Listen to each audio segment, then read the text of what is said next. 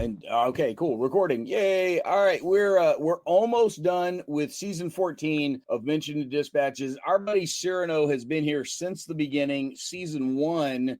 And if I recall correctly, like the name of the podcast is your fault, isn't it? I will claim that. Yes. Yeah. There was flagrant. Well, here we are on election day.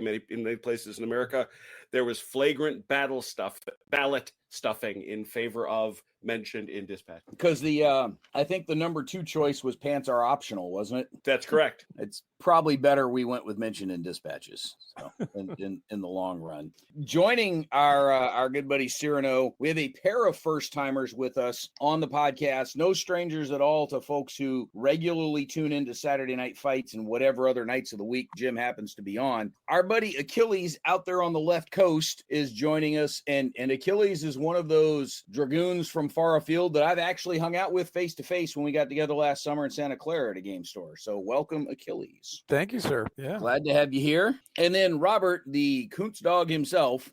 I love the avatar on there, the dog with the bandana. So our buddy Robert is here with us as well, another one of the Saturday Night Fights crew. So welcome, Robert. Hello.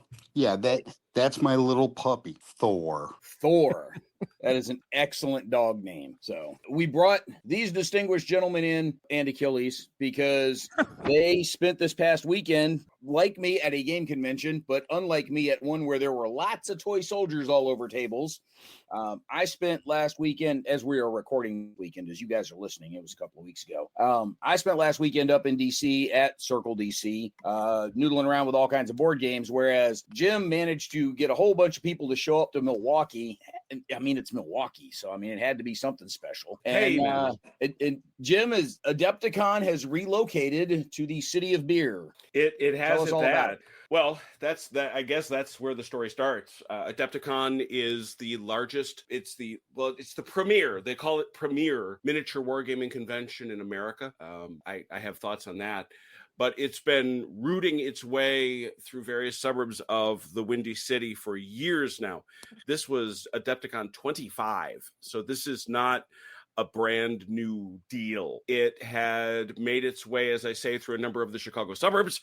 And now with the coming of the Baird Center, a brand new convention center here in Milwaukee, which opened up just about a year ago now, that was sort of a match made in heaven for them because Adepticon wanted to get bigger, wanted to expand their footprint, wanted to allow more people through the gate. And we had a convention center much improved to offer them. And so they made that decision. And we're here basically Wednesday to Sunday, but as a practical matter, Thursday, Friday, Saturday. And so did the convention run into Sunday and you guys just didn't go, or did it like actually sort of pack up on Saturday? Achilles would probably know better than I would, for a variety of reasons that I'm going to regret probably the rest of my days. I had to be pulled away from it a bunch. I know that our friend David Ensness from the Wargaming Company, he was packing up on Sunday before noon. I imagine there were a few hardcore folks still going. The convention was still open, but I think it was, I won't want to say it was done, but like a lot of other conventions, it was pretty well. Most of the folks had headed for the door by Saturday night.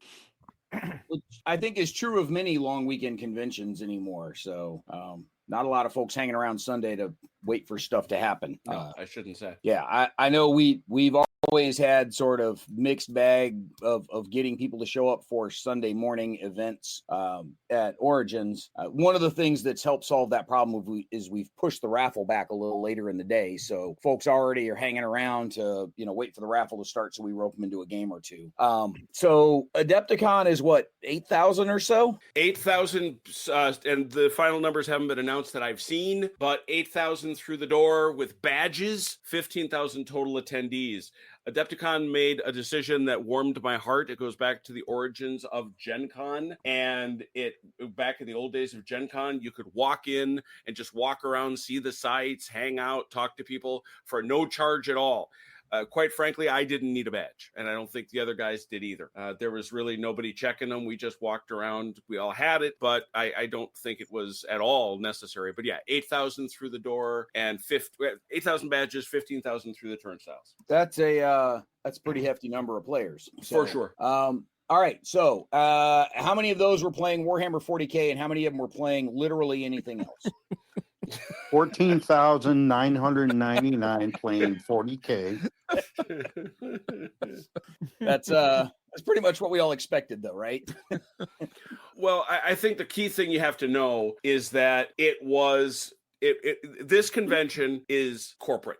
There are some conventions that are like Historicon or Little Wars or Southern Flank or all these other wonderful Himgis conventions that are run throughout the country. Gathering at the Crossroads is run by our friend Jeff Russ in Ohio. They're playing in somebody's basement. It just happens to be that the basement is a church hall or a village hall, and it's a lot more people. Those are great cons. And Historicon really is like that too. This is a sponsored convention, and you had tentpole operations left and right in the form of first Warhammer, Games Workshop. They were there in their many thousands. And then also to a slightly lesser extent, Star Wars, Shatterpoint, and Legion. They had a gigantic space, each of them, either side of the vendor hall, flanking it. Yeah, well, look, man, it's minis shooting each other. That's wargaming. It's not historical, but it's wargaming. So, I mean, you trying to start a fight this early? I think you mispronounced it. I think you were looking for the word hysterical. On a slightly more serious note, like obviously Historicon is sort of the main convention for minis, historical war gamers, whereas Adepticon, again, lots of sci-fi, lots of other IPs that come into play, but it's all still minis on tables blowing shit up. Obviously sort of the perfect mirror image balanced tournament ready terrain tables Jim has been very dismissive of, and deservedly so. Like, they are kind of stupid. But if everybody wants to argue about, it's got to be perfectly balanced for tournament stuff, okay, good, yay. You want a perfectly balanced tournament. Okay, so what? It's just, tennis with minis at that point. But on a semi-serious note, like, what was the relative mix of, or not mix, but how robust was the presence of the historical minis dudes running around at Adepticon? Like, is somebody from Historicon going to find enough to do if they go to Adepticon instead? So, Jim, what do you think? Who's the question to? There you go. Yeah, that one I'd be curious to hear what the others would say. Here's my answer. You've been to Historicon a bunch. I have, and I'll give you, if you want to play some historical games, they are absolutely at Adepticon. You can find them, you can play them. They are there. If you are looking for the insane variety, particularly the, let's say, more unusual brands like Home Rules and things like that, and I tease Robert about this, but there are places in this world where you can still play Tractics, Gary Gygax's. One of them is GaryCon, which, by the way, happened just 2 weeks ago right here. And they were playing Tractics. At Historicon, you can play Tractics. Also, something very dear to the heart of the group that we've got, you can play Too Fat Lardy games. Yes. At Historicon, they often have a big section that is Too Fat Lardy games. Too Fat Lardy sells rules. They don't sell minis. They don't sell this big system approach, and they weren't a sponsor there any more than they are at Historicon. So they are at Historicon. They're not at Adepticon. So can you find something to play? You sure can. Is it going to be what you want? Caveat emptor. That's my answer. Fair enough. All right. So Achilles, as I understand it, like this was a new thing for you. Like you haven't done a whole lot of game conventions in the past, right? This was sort of cannonballing into the deep end, right? Very much so. Yeah. I've only been to 2 conventions. One was Pacificon up here in the Bay Area. Yep. And the other one is the varieties of Strategicon, which are down in LA, where I go down and run live IKS game, Kriegspiel. Okay. But that's it. So I have virtually no experience with gaming conventions. And certainly this is my first introduction to a convention with miniatures. So that's a new thing for me as well. Yeah. So you're getting minis plus big all in one trip there. Mm-hmm. So yeah. Robert, what about you? Your experience with game conventions as a whole, or ones of this size, or minis conventions out there? Was this your first one? Have you done some others? I try and go to Little Wars every year. Okay. I've been to Gen Con with the caveat that the last time I went, it was over 40 years ago. I've been to some other small ones, the local game club running, a couple games on a weekend. No, that's great. So this whole, convention shtick wasn't a new thing for you. Oh, no. I've been to them before. So no, that's awesome. You never really sure. And with Origins being sort of our tentpole convention for the Dragoons, for a lot of our dudes, especially some of our computer gamers, that ends up being the first convention they ever go to. And I think our boy Jim was there the first time our guy Martok showed up. Sam came in, and Sam's not a big fan of crowds anyway, and that was one of the more well-attended Origins. I think we had about 18.5 that year or so, and yeah, he looked shell-shocked about 40 minutes into the whole thing. He was just he did so overwhelmed, and then he got stuck on the wrong side of the street when a parade came through down High Street, because that was one of the weekends that Origins overlapped the Pride Festival. That he got stuck on the wrong side of the street when the parade came through, and so that just made it even worse because he was stuck.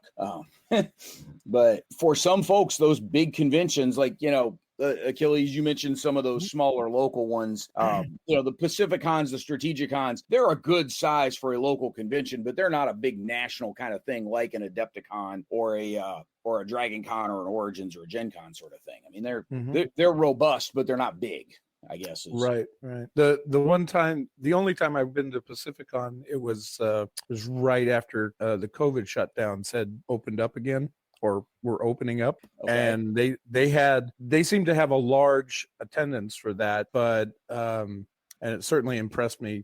That seemed large to me. Yeah.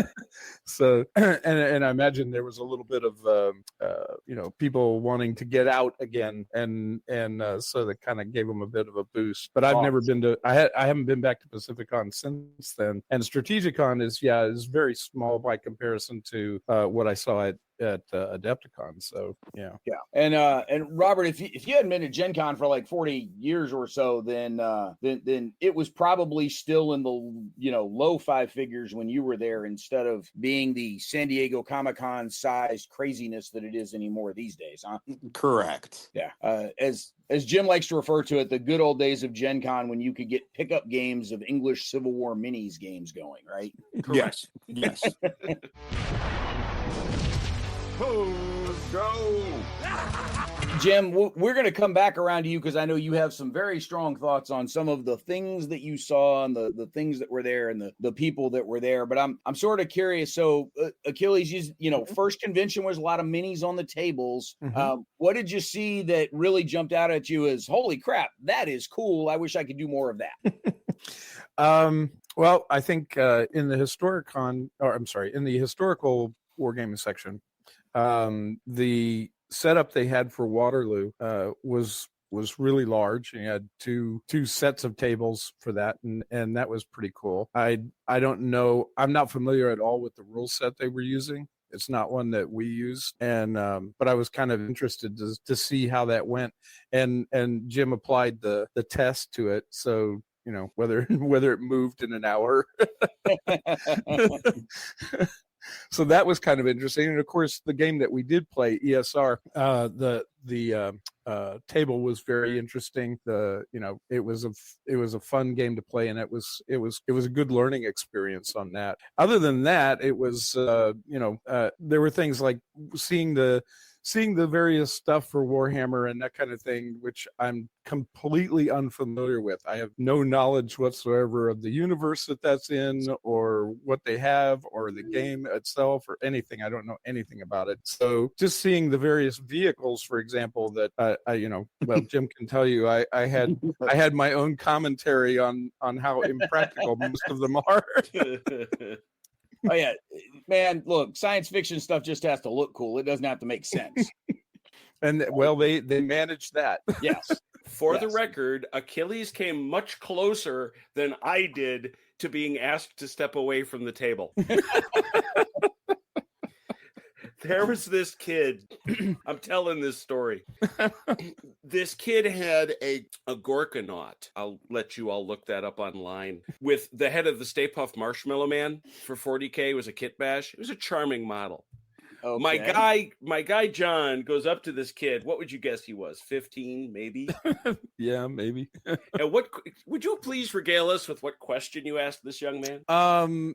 Let's see. I asked him what kind of suspension the track was on the vehicle that he had there, whether it was Christie or torsion bar or and this kid, bless his heart, he took the punch and sat there looking really forlorn. But as we were walking away, he got up and chased us about 20 feet to tell Achilles, well, I don't know much about tank suspensions, but I bet you it's a Christie.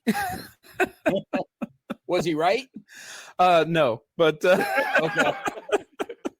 But I appreciated the effort. That was it. We gave him an A for effort at Adepticon. Outstanding. Robert, for you, walking around, what was something that really jumped out at you and went, holy shit, that's cool? There is a guy from HMGS. You know the group Yes. I'm talking about. Yep. He does a U505 game that the depth charging, you can't, it's the submarine's in a box, so you can't see where it is. And you drop your depth charges, aka ping pong balls, through holes in the top, attempting to depth charge the U505. He's run this game for years. He's refined it, and everybody that plays it has a blast. That sounds really cool.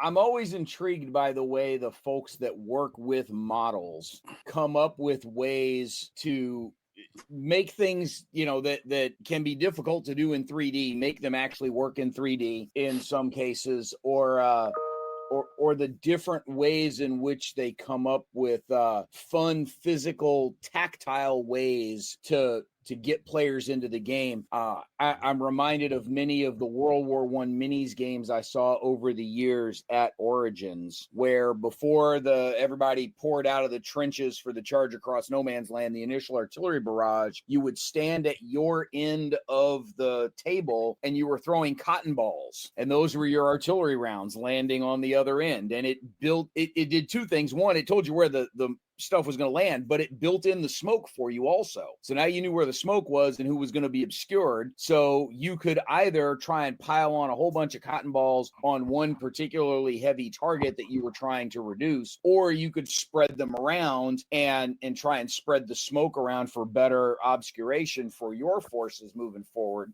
But in either case, it depended on how well you could throw a cotton ball across the map, and it gave the player a little bit of kind of weird but fun agency about how they were doing their barrage. And so I always thought that was cool. I can't, Jim, you would know what you were looking for. Robert and Achilles may not necessarily know. Did you see a game of Aerodrome while you were there walking around? No, they did not. What was the one which World War I flying game were they playing, Robert? It's a modification of what was the system I asked you about? Wings of Glory? It's Wings of Glory. Yeah, it's a modification of Wings of Glory. It's a modification between Hostile Aircraft and Wings of Glory. Yeah. So they did have that. I was a little surprised Aerodrome wasn't there, to be honest. They had a bunch of stuff from the Battlefront line because Battlefront was represented, but I thought it was mandatory that anytime Himgis showed up anywhere that they automatically brought somebody brought Aerodrome with them, but didn't see it. So for folks that don't know what Aerodrome is, it's a World War I dogfighting game where each player has their little wooden console with the pegboard that they move around for their controls. But each one of the planes is on a stand with one of the telescoping extended pointers that is its mount. So you can do elevation in addition to direction and speed and everything else. So you can actually have in 3D aircraft pass one beneath the other as they are flying around on the map. It's a very cool way to make something 3D. And of course, they've got clouds out there because they'll put giant cotton balls on some extendable pointers also. It's it's a genius and neat way to actually make the aircraft 3D and meaningful as a part of the flight experience. We see it, every year at Origins. Somebody's always bringing Aerodrome, and so because it looks so cool on a table, it catches people's eyes. It seemed like something that would have been a natural fit at Adepticon. Sure. That's Robert, why, what was that World War I game that you were playing, Robert? Oh, It was land, but it was something in Valor. I can't remember what the first word is. It's by the guys do Blood and Oak or whatever that whole series of games is. not what it was. Jim, help me out here. You knew what it was.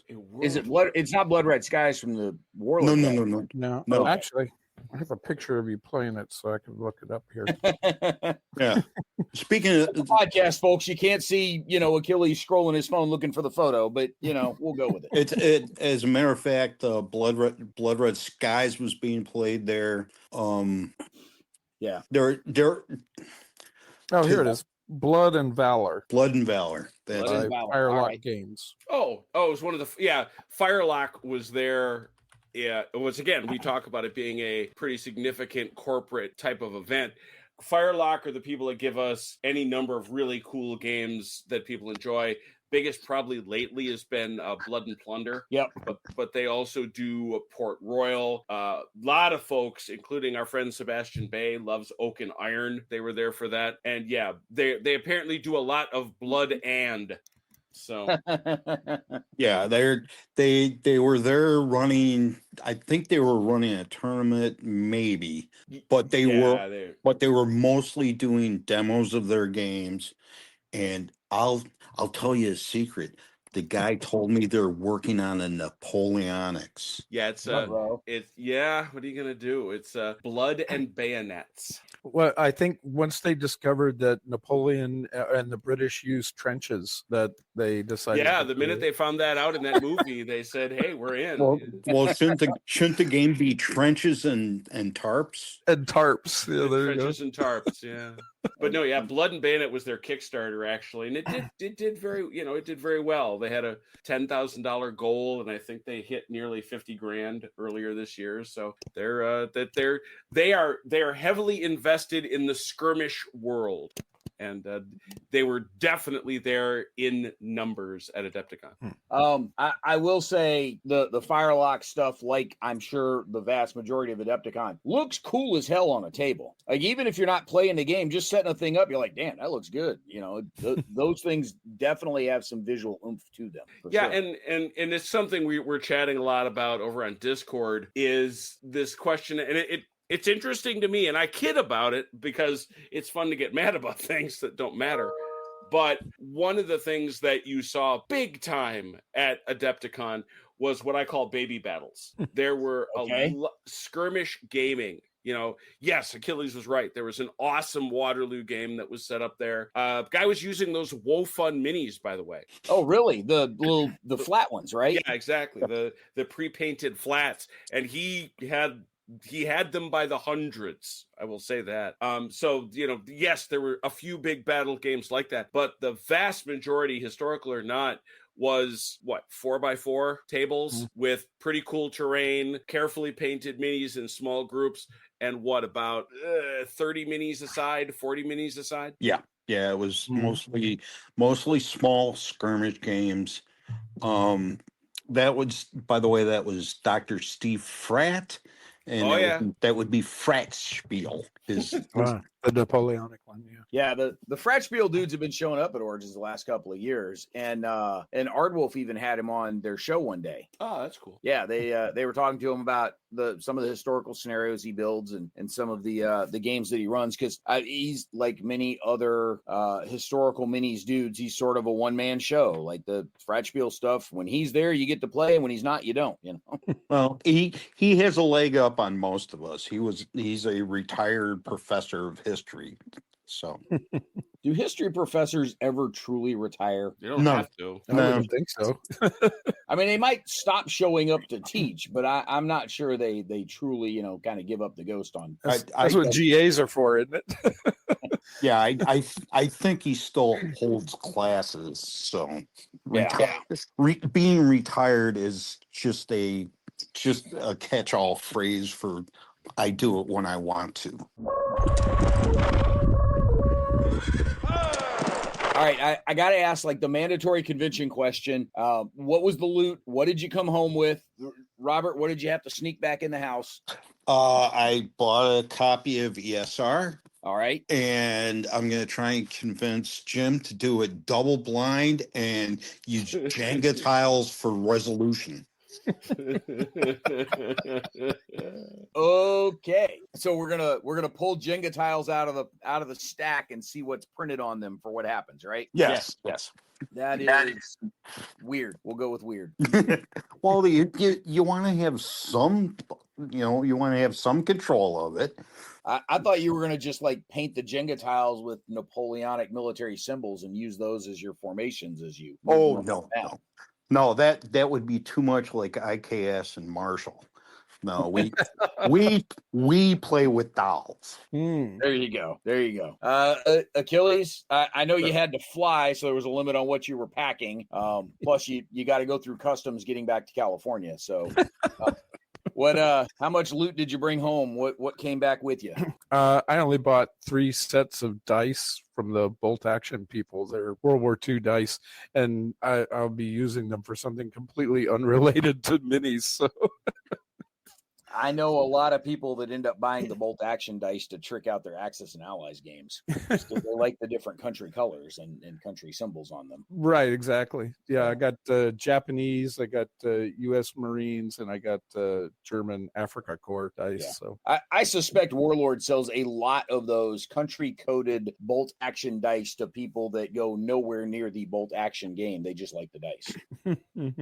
That does not strike me at all as implausible. So, hey, Jim, I know you didn't have to sneak any of it back into the house, but did your wallet come home a little lighter at all? Oh, yeah. I needed to get up to date on all the ESR stuff. So I got a copy of the 1809 source book, which has been updated. I have the second edition one, the second series, but I've got the third now. I needed to buy all the cards I didn't have, which meant I needed to buy the Austrian leaders as well as the Bavarian leaders pack. And what else did I get? Jim, is that the one with Vagram in it?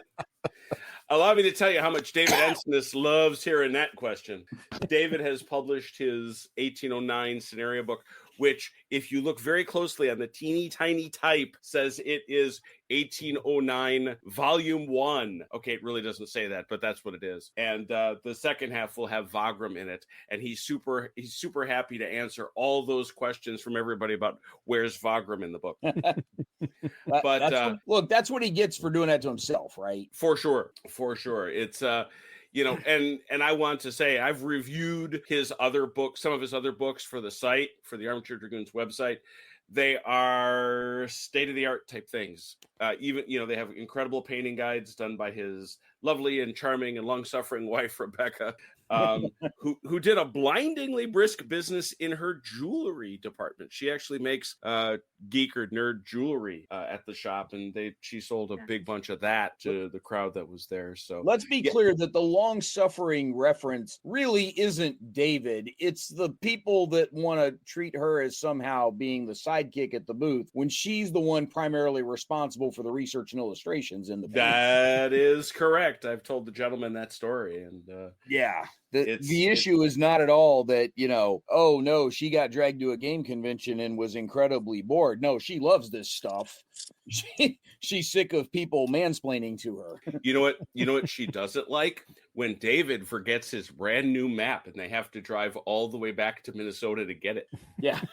I saw David make that note online and chuckled quite a bit at it.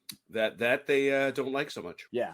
I can't blame them. Can't blame them at all. Well, if you want to hear the follow-up to that, Jim, one of the guys that was playing, I believe on Saturday, might have been Friday, had made an order with with him, and he was supposed to bring that to the convention to give it to him.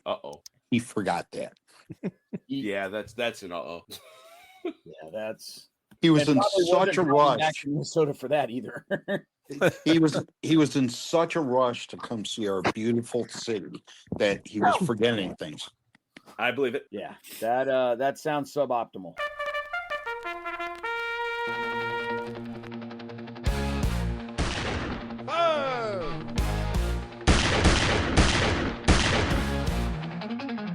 Okay, so we've covered some of the loot. We've covered some of the cool stuff you guys saw. You guys played in an ESR game. Before we talk some about that one, was there anything else you guys played or did a demo of, even if it was just at a vendor booth? Hey, show me how this game works. Robert, were there any other games that you guys actually slung dice over, even if it was just a couple of turns? I did that World War I demo, Okay. and we goofed around with the guy at Bolt Action. Didn't even do a full turn. It was just explained to us how the game works. But the Games Workshop will not. There's nothing they can do to get me to come back. Nope, not falling for that trick again. Jim, how was it that you've described Games Workshop, the toy catalog with a rule set attached? Exactly. Yeah. Okay. With an ever-changing rule set. Yeah. It might as well be written on a flyer that says not valid, past next week. Fair enough. All right. Achilles, did you play in anything besides the SR game? Well, Jim stuck me in a pod. I did. Oh, so you got to do the Battletech pods. Yeah. Jim stuck me in a pod. I think he was hoping I would fail miserably, but I don't know if that was necessary. I was very curious to see if any instincts would kick in, to be honest. I did. Jim, okay. How many of the pods do they still have working? Do they still have 8? Or are they down to 6? It's 8. They're still at 8. Yep. Once upon a time, they were at 14, and then for several years they were dropped down to 12, and then they only started showing up with 8. I think 8 was the smallest I ever saw. Sunday mornings, whenever we had leftover generic tokens, while we were cleaning up the Origins War College, we'd send all the kids down to the Battletech pods, and we tell them, just go play till you run out of tokens, and then come on back. And it was always funny because the name or the mech of that's busy kicking your ass. You might see a screen name or call sign show up on there when somebody's blowing you up, but then you'd always get really pissed off people getting out of the pods going, what the hell, who was that? And then there's like Stephanie Snyder getting out in her little kabuki get up because she was cosplaying that day, and so you had this little 14-year-old girl who's just been kicking the shit out of you for 20 minutes in the mech pods, or Edward when he was, 8, 9, somewhere around there, or Kieran when he was a preteen. We'd have this crowd of kids down there just blowing the crap out of everybody that hopped in there with them, because they would do it for like 6 hours at a time, where we had all the leftover generic tokens we'd send them down there with. So what'd you think? I was lucky. I don't think there were any 14-year-old girls up against me, so I managed to come in third, so that was okay. Tell the story, Achilles. Tell the story. Tell the story. Which story? I'm sorry. The call sign story. Oh God. Oh yeah. Oh yeah. So when we walked up to the guy, he said, he was asking the questions. He asked, what call sign do you want? And Jim said Achilles, and the guy asked him, how do you spell that? And I think I basically had to grab Jim to hold him back to keep him from going over the table. So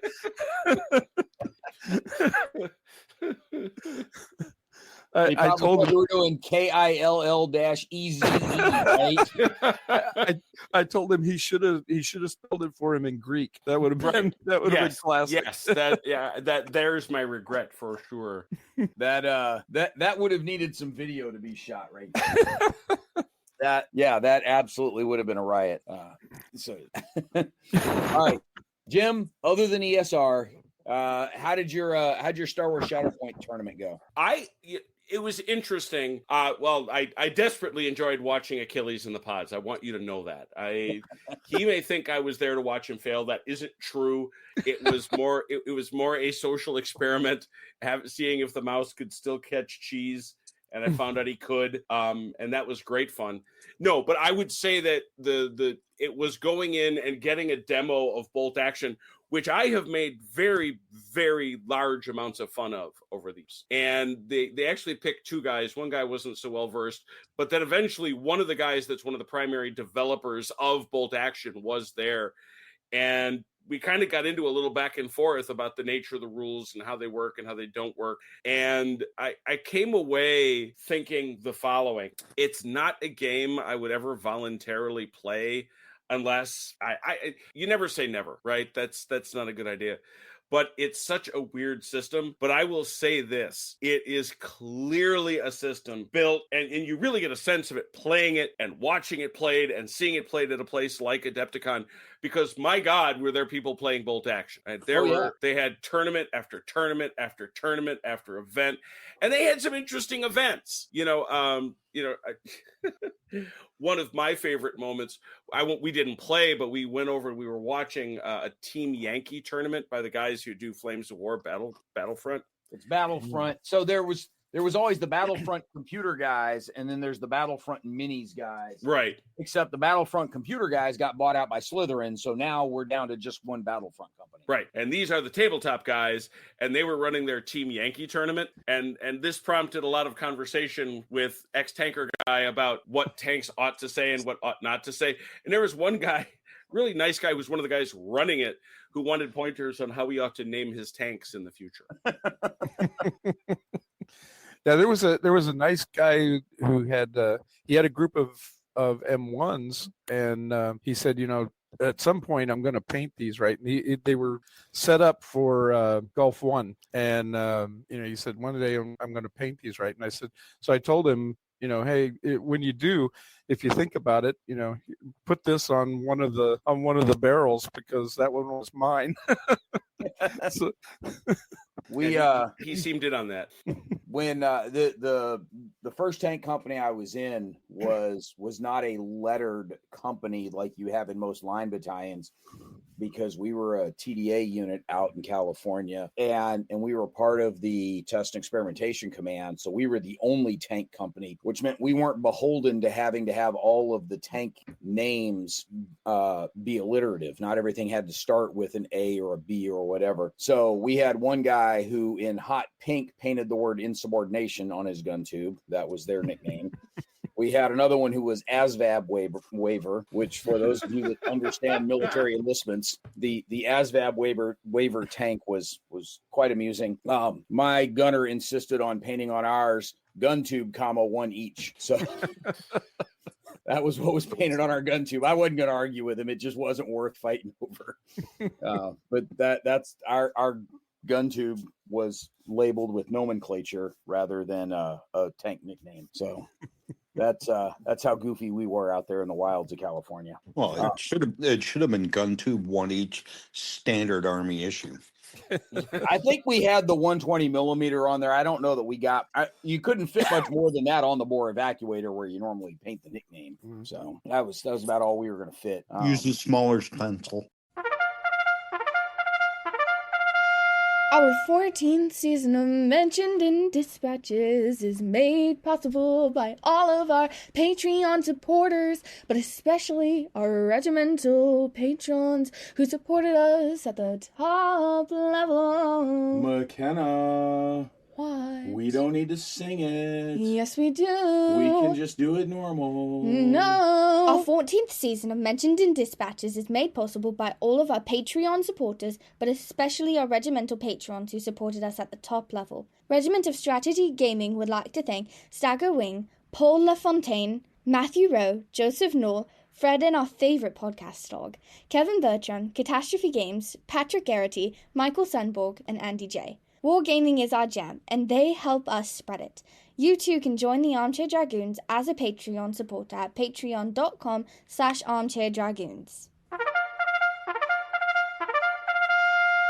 Jim, at this point, I think we're far enough into here that you going off the rails with a rant about all of these sci-fi and IP-based minis, guys, and all of the ahistorical, what the holy hell's the matter with you? These models look cool, but this is in no way actual wargaming.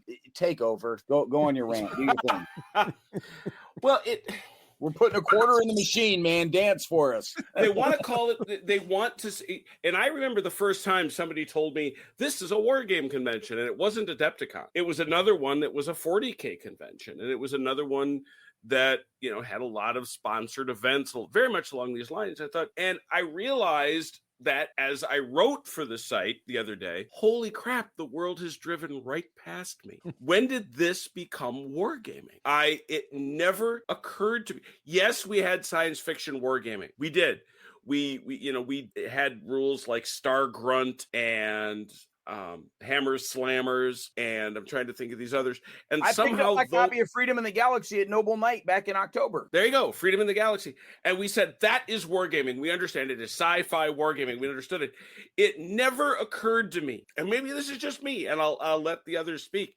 It never occurred to me that 40K, Shatterpoint, or Legion could be wargaming. It just didn't dawn on me. I said, no, that's miniatures gaming, your tabletop gaming. You're having a nice time. That's not wargaming, much less historical wargaming. And I just was walking around this place realizing, here's the other thing. I will be corrected by my associates here. I didn't see a single board wargame on sale or being played. Not one. No, just out of curiosity, did you see any other kind of board games anywhere? Yes. No. Yeah. Oh, what did you see? Because I didn't see any. Oh, yeah. You walked right through them and didn't know it, my friend. Oh, that's true.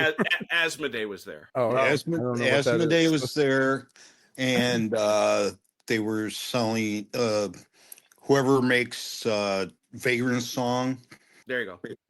They were there also. I know the Renegades were there with HeroScape stuff. Did they have any of their Axis and Allies or their other board game stuff there? They did not. I was very interested by that too, because we came around the corner, saw HeroScape, which obviously fits very tightly into this mold of miniatures wargaming that they're pitching. But then all of a sudden you stepped out and realized, holy crap, it's not that at all. They had nothing else. They had nothing else, which was very, very interesting. So I mean, I don't know. It's perception. Like I say, I realize I'm probably just wrong, because the world is, you go online, you read in magazines, you do whatever you want to do. They say that's wargaming. Okay. But I'm especially for an old grog like Robert is, I'd be curious to know, do you think that's wargaming? This debate has been going on for years. Little Wars, which is run by HMGS, Historical Miniatures Gaming Society. Yes. Used to allow, we'll give you a room somewhere back where nobody can find you, and you can play you can play with your little fantasy miniatures if that's what you choose. They've lightened up a lot it's probably been going on for 25 years, the argument over it. If HMGS says they can come to our convention and play, I'm okay with it. I'm not interested in it, but you do you. If that's what you enjoy, go for it. But like I said before, they're not pulling me back in. I'm not doing it. I refuse to buy an entire army for hundreds and hundreds of dollars, and then 6 months later they come out with a new rule book and it's not usable for the new rule book, and you have to buy a whole new army. No. Not happening. You make fun of my tactics, but my M4A3 will always be an M4A3. There's someone still nursing some scars there. No, it's Jim and I have a good time. We have different tastes in things, and we like to rib each other on certain things. You've heard the rants about Jim, and Fletcher Pratt has no critical hits. What I grew up playing Fletcher Pratt was a modified version that has critical hits. Yeah, I got the rules right here. There are no critical hits. Oh, Lord. Jim records this from the game room, so when he says he has the rules right there, he's not kidding. Yeah, well, I'm on my phone, and in the in my downloads is Roger's Rules of War, which is modified Fletcher Pratt, which does have a critical hit shard. So Yeah, the operative word modified. Well, let me say, to me, to me, they're all war games. I just categorize them differently. As far as I'm concerned, they're all war games. And then what we generally play are historical war games, which is essentially a subcategory, if you will. But I'm unlikely to ever play Warhammer on, or something like that, unless Jim throws it out on the table, which I think is probably unlikely. But but then again, we've played Star Wars scenarios and other things, like that. So I don't know. To me, they're all war games because they're all conflict, in that sense, but they're not the kind that I would seek out because I prefer historical things. But that's just me. I don't care what any of these people play. So yeah, I absolutely was not intending to start the 18th jihad of war game definition, but it's because this has been going on for how many years now? We've done this more than enough since the first war game came out, I think. But I do think, Achilles, I think you've got an interesting point. I think it's less, what you call it than whether or not you're interested in it. And if somebody else wants to call it that, okay, fine. I think where the confusion comes in is, when we're using the same word to mean two different things, we both show up expecting the thing that we use the word for, and we may get a different crowd. Now, in the case of something like Adepticon, it's big enough that you've got something for everybody in that world in there, right? If you're a minis war gamer, Adepticon has something for you. It may not have everything you want. It may not have an abundance of something for you, but it sounds like there's something there for you. Is that a reasonably accurate statement? I think so. If you wanted to exclude historical war games or something, I guess you could just say a convention for non-historical wargaming.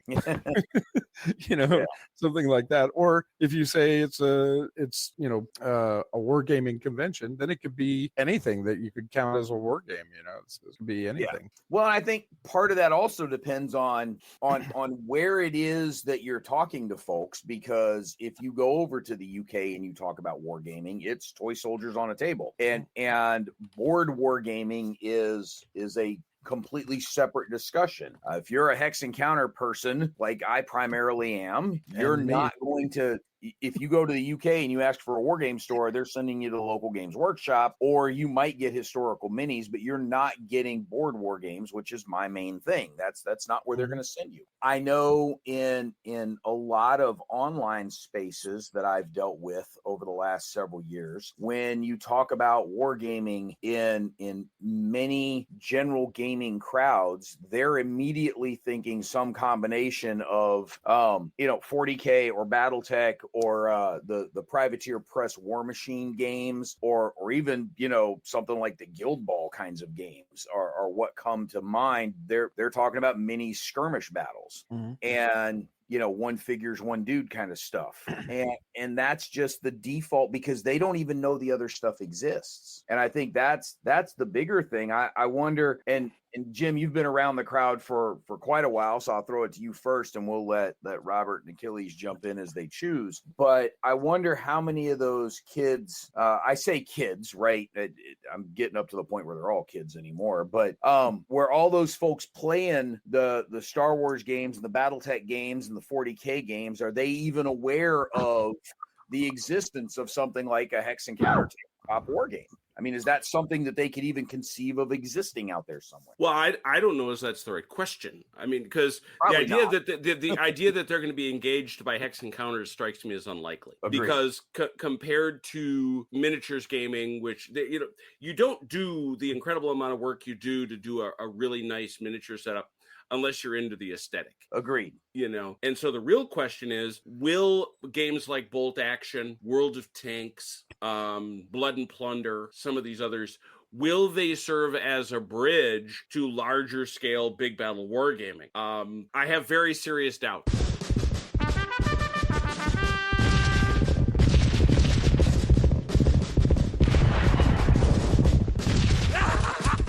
Well, Jimmy, you could mention the story of the young man that I played against in that ESR game. And you are dead on. Why that actually is, and I wonder if that isn't sort of our percentages, if you know what I mean. Yeah, Achilles. This is a story definitely worth hearing. We were a little short, and I want to be clear. The game we got to play of ESR, David Ensness set up exclusive, especially for us. And shout out to him and thanks to him for staying up late on a day where he'd already run 8 hours of games, and he stayed up late and ran another one exclusively for us. So that was awesome. There weren't enough of us, and so we grabbed a couple guys from one of the booths that we met, and across from us is a guy who clearly knew a lot more about ESR than we did, and Achilles got talking to him, and he revealed what now? Well, he was the kid from David's story that he talked about, wasn't he?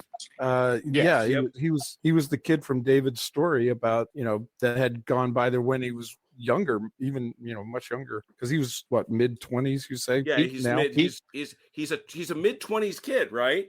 He's 25 now, and it was 9 years ago. He was 16 when he did it. And David sees this kid walking past an ESR game, and this kid grabs his buddy and says, "Dude, this is historical. This is real. This isn't that fake trash. This really happened." And David has said, "I wish on my soul that I could bottle that."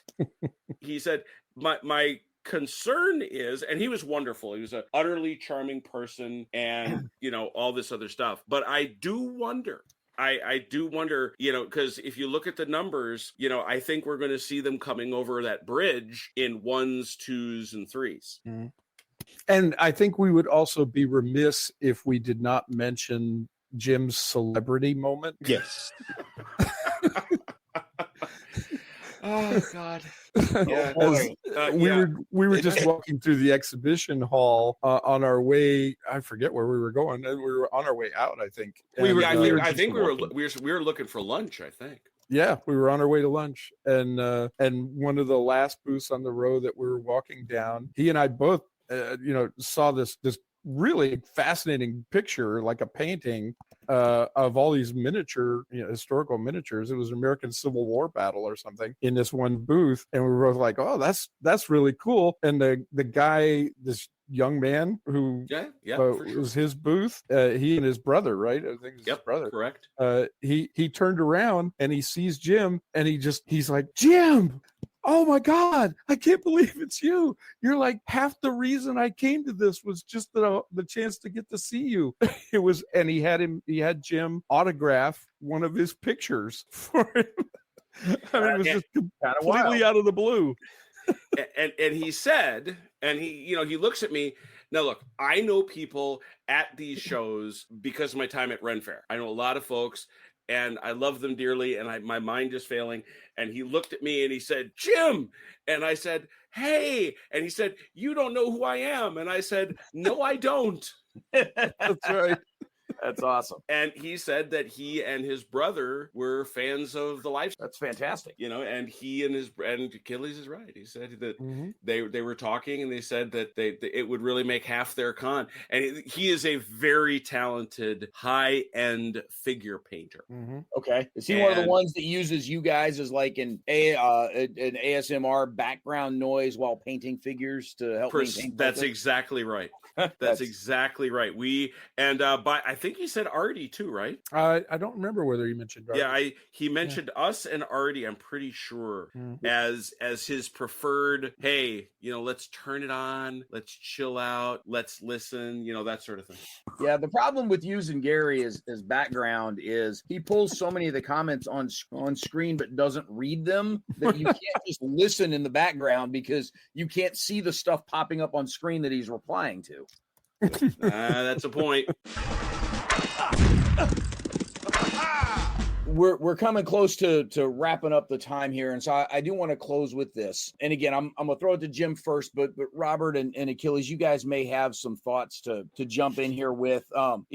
Achilles, when we were out there in California and hanging out that night at the game store, it was Dude Guy's Game Store, right? Our anybody who met us there. It's his local store. And dude's what, like 24, 23 maybe? I mean, he's a younger dude who is a huge fan of historical minis gaming. And I'm not really 100% sure how he got into it. The story that you tell about the guy that, you know, stopped at one of the ESR tables with David and was like, this really happened. Like, those are really cool moments, and you probably get some goosebumps when you actually see it happen in real life. And that's kind of cool. But I almost wonder, is it one of these things where for the historical folks, whether it's minis gaming or tabletop gaming, how much of it is sustainable by waiting for that kid to wander by that goes, holy crap, that's real? And how much of it could or should or ought to be encouraged by going out and slightly more actively recruiting folks of, hey, you think that thing's kind of cool? This one really happened. You want to come check out this thing, that some of that boring stuff you read about in school and history, this was actually exciting. It wasn't, you know, just some boring regurgitation of dates and names. Like, there's some real cool dynamic storytelling going on here, and it's tied into things you already know. Come join us and see how this works. Is this something that we shouldn't be more actively encouraging instead of just waiting for people to trip over it?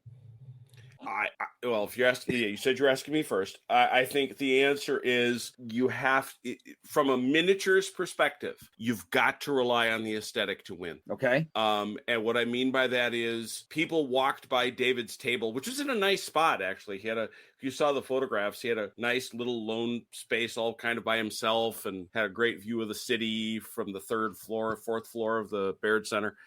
But more importantly, he put a whole lot of sweat and love into the minis, but also the table, the mat. I mean, that table looks really damn good. If you followed him on Facebook, you know what a pain in the butt that thing was to make. And he makes lots of them. I mean, they're historical, so that's nice too. So people and his trees and his buildings and the unit, and they come together and people see it and they're drawn to it and they're interested and they want to talk about it and find out more about it. I think also there is no child, and I'll say male or female, that you don't get a certain percentage of them that look at a tank or look at an airplane or look at, you know, some cool vehicle or some cool soldier and aren't drawn to it in some way. And so when I was looking at what Battlefront was doing particularly, but I'll give them credit, what Warlord is doing, you know, they make some really cool tableaus. They really, really do. And guys like to, you know, the young man that, young to us, I guess, that Achilles and I were talking to that had all the M1s, he admitted that for him, the draw was more paint. He was more into painting than he was to playing. It's the arts and crafts, man. I'm telling you. He's into the arts and crafts. And that's awesome too. So he's drawn by the aesthetic as well. I think we have got, to answer your question simply, we've got to push that in front of people where they are. So if you want to sit at Historicon and do it there and think that that's going to be the extent of it, I think you're going to get what you get. Whereas a guy like Dude Guy, who is doing it in a mixed space, I've seen the photographs, and he does these spectacular, I don't care what you say, Dude Guy, you do great work. You know, these really cool layouts with great painted figs, tells a story, knows how to GM, is interested and engaged by the rules. That is not going to turn the world of these 40K people who are bananas into historical gamers, but it will draw some over. And I think we met some of those folks at Historicon or at Adepticon, and who knows, maybe someday they do want to go to Historicon and drink a little more deeply. Well, I think there's room for those folks to have multiple things in their toolbox, right? Of course. Not that they're gonna, forsake all 40K or Legion or Battletech or whatever else it is and become nothing but musket guys. I that's not realistic, but could they add a musket army or two to the toolbox alongside their lance of clan mechs and alongside their whatever, space orc legion from Warhammer or whatever it might be? There's probably room for multiple things there, wouldn't there be? Oh, I think so. One would. Well, look, I mean, one of our oldest and most regular players, Dalinor, he's a Battletech obsessive, but he loves Napoleonic battles like none other. So it's not mutually exclusive.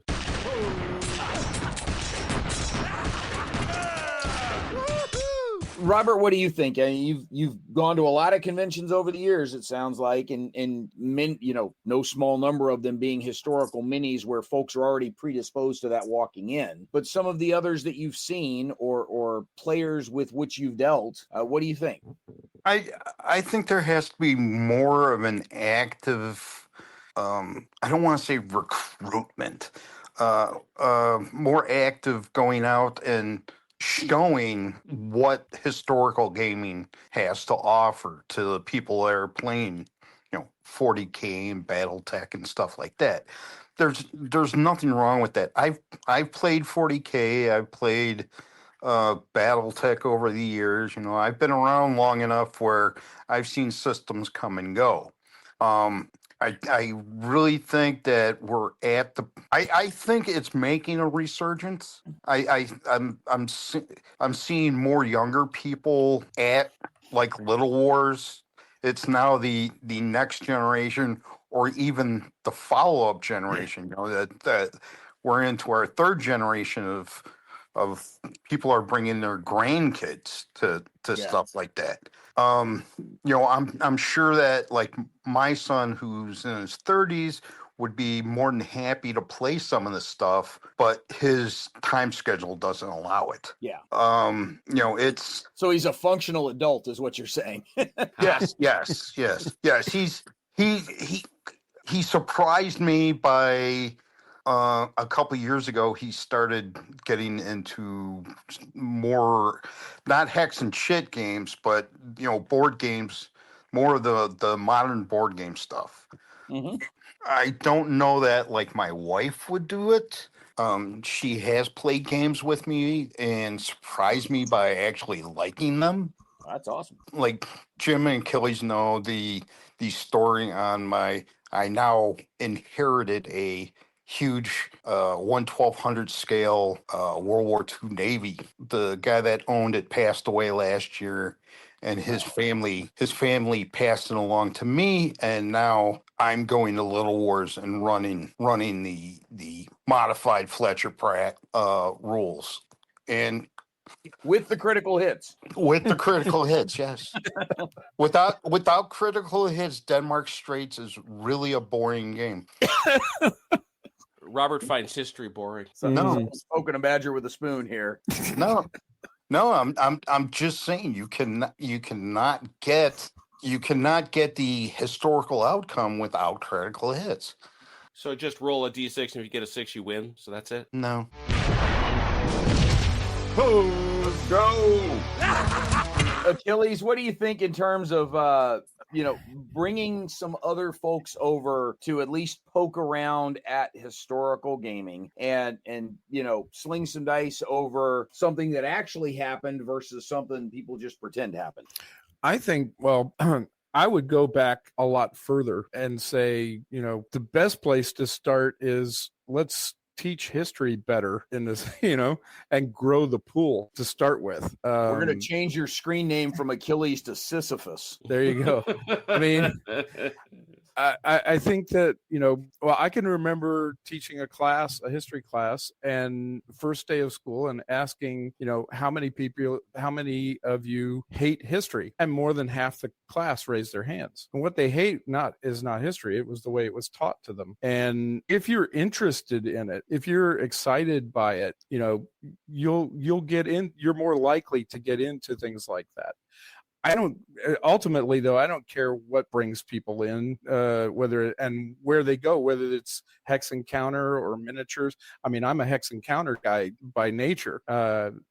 Jim has got me into this miniature thing, but I'm never going to buy a miniature or paint one. And the only place that I've ever played live, obviously, is this last weekend. So other than that, I play on his channel. But to go into the historical stuff, I mean, if you have you could be interested because of the aesthetic. That's great. You could be interested because you like the arts and crafts aspect. That's great. You can be interested because of the history, and that's great. Or if you go to Hex Encounter, or whatever, all of those are great. That's fantastic. But I think if more people are actually interested in history, you start out with a larger pool who might find this interesting. And then when they're introduced to it, as you're showing it to people and everything, they're more inclined to be more interested in it. I think it all kind of works together. It's a holistic thing. It's not an individual thing. You can't just take one piece out of it. I think it's a much more holistic thing. But anyway, that's how I see it. And ultimately, if nobody else ever becomes a historical war gamer, there's still enough games out there for me to play until I die. So, hey, I don't care. Yeah. Yeah, at a certain point, we all hit that wall, right? That all right, I got enough to keep me busy. The rest of y'all are on your own. yeah. I think Achilles is absolutely correct with the to learn the history first. And another thing that we might reach out to the history departments at schools to say, hey, I'll bring the stuff in so you can show them what it looks like and dip our toe in that way, and maybe, hey, we can actually redo this battle. I'm doing it at whatever game shop this weekend. If you kids want to come by and see how it works, and that's a great suggestion too, because they love. I mean, you get the tactical learners, you get the people that, the kids, when they see it, they become interested in it. Those kinds of props are used in schools all the time, to get kids interested. When I was teaching that same class later in the year, when I got to World War I created a game for us to do the beginning of World War I, and the kids just loved it. They absolutely loved it. They just got really into it, and at the same time they were learning, and I wasn't having to teach it to them. I wasn't having to lecture them or have them read it out of a book. They were learning, aspects of the First World War without me having to do any of that stuff. And I always said, my job was to get you excited about something. Find something in it that gets you excited, and you will teach yourself more than I could ever teach you, and you'll remember it.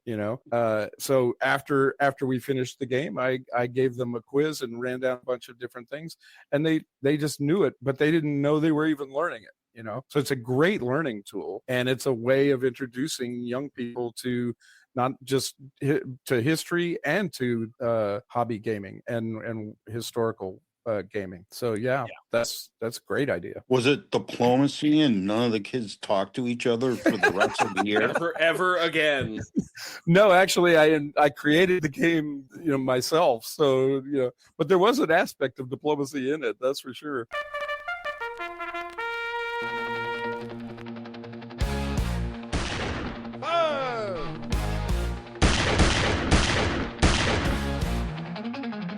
I do think you've got a point in that the teaching of history is definitely an issue, and it's not something we're going to solve on a podcast for sure. But but I think it does contribute to an overall lack of appreciation of what folks are looking at. Mm-hmm.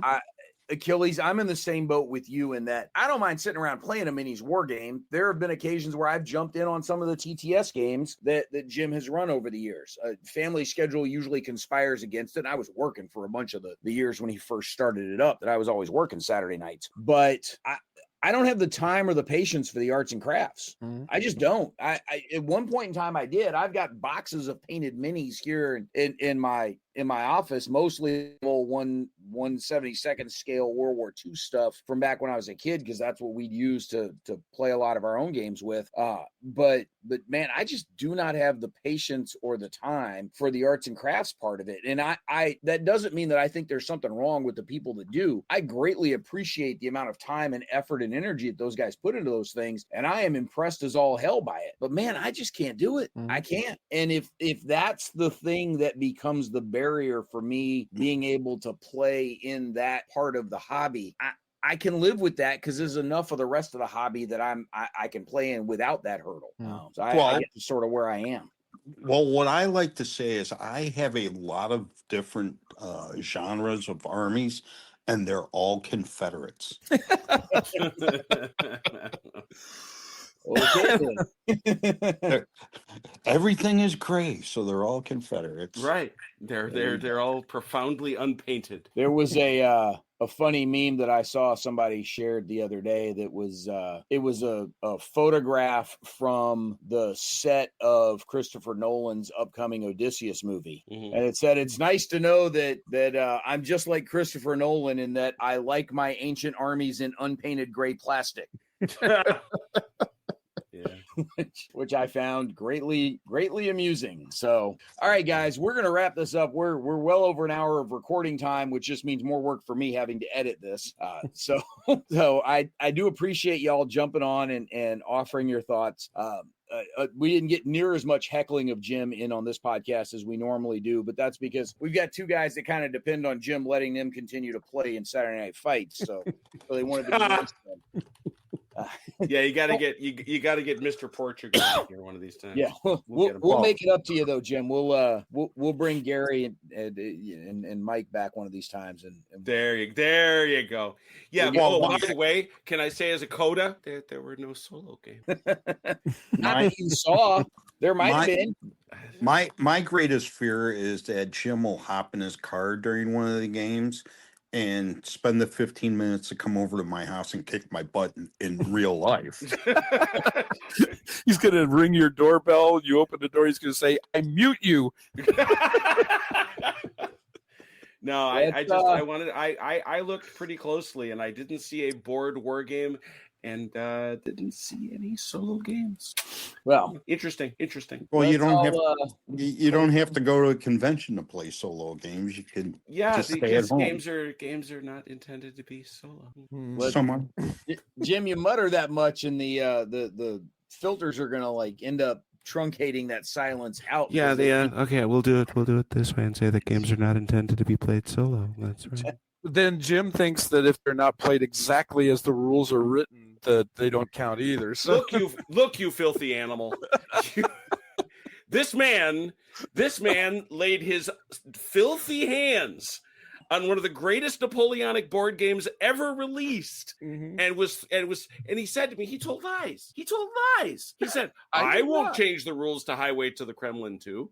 I'm going to play it the way the rules state. And I said, that's a filthy lie, and it was. No, I did play by the rules as they were written for the first two turns, and then after that, I said nope. Yeah. All righty, folks. Thank you very much for joining us. Robert, Achilles, I hope this doesn't dissuade you guys from coming back at some point in the future. And that direct podcasting for you. Jim, you are absolutely going to be back next season because at some point we're going to release this year's Charles S. Roberts Awards and we need you to come complain about them. Oh, yes, very good. So that'll absolutely happen at some point next season. Audience, we've got one episode left to go before we take our usual summer break. We hope to see you this summer at any one of the number of different conventions we're going to be at. You'll see us at Buckeye Game Fest for sure. You'll see us at Origins for sure. You may see some of us floating around, some combination of Dragon Con, Gen Con, WBC, Historicon, any of those. Some Dragoons may pop up at any point in time. We could go ahead and start marking off calendars for Columbus Day weekend here in North Carolina. We're going to have the Fall Assembly again. We're not going to be in the game store this year. We've got a couple of different places we're looking at. We just got to get final numbers on them to lock down the specific location. But we will be assembling in the fall here in North Carolina on Columbus Day weekend again, and we hope some of y'all will be able to join that one. Achilles, don't get on a plane. Just get in the car and make a race out of it. You've got a convertible. I'm taking the train. I'm taking the train next time. You can do the train. That's totally cool. Please get a train with a shower on it though, because it's like a 6-day trip. And so, audience, we appreciate you being here. Thank you very much. We'll catch you next time on another episode of Mentioning Dispatches.